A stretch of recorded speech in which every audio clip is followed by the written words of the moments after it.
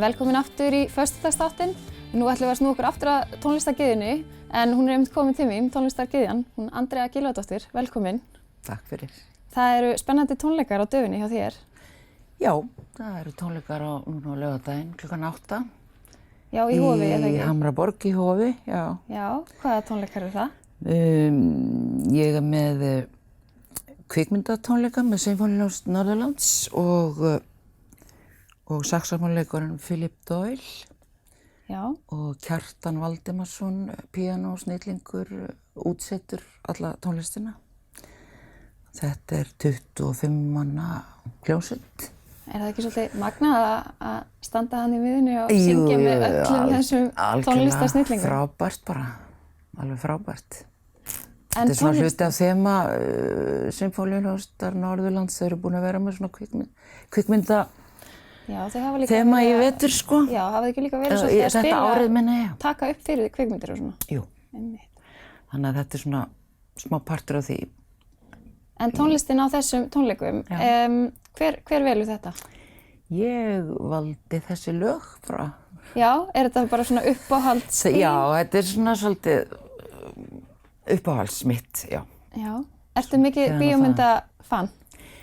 Já, ég hef nú verið með í mörg ár hljómsveit sem heitir Bíóbandið.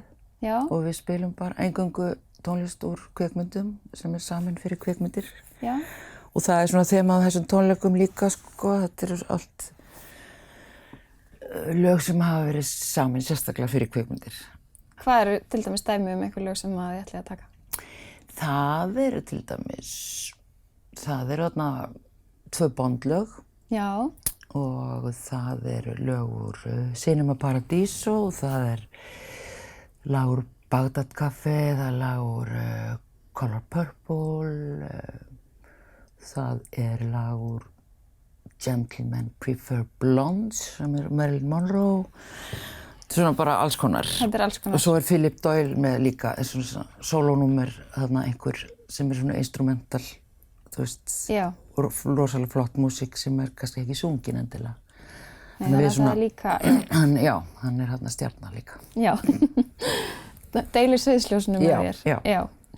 En bíómyndir, áttu þau einhverja svona uppáhalds bíómynd? Nei, ég get nú ekki sagt það. Það til ógrynni af flottum myndum.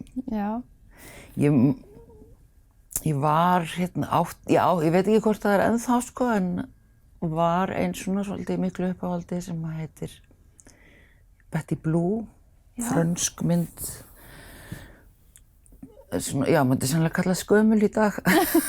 Okay. Hún var það ekki þá. Nei, mitt. En nei, það er til svo mikið af flottum bíómyndum að þessu. Já.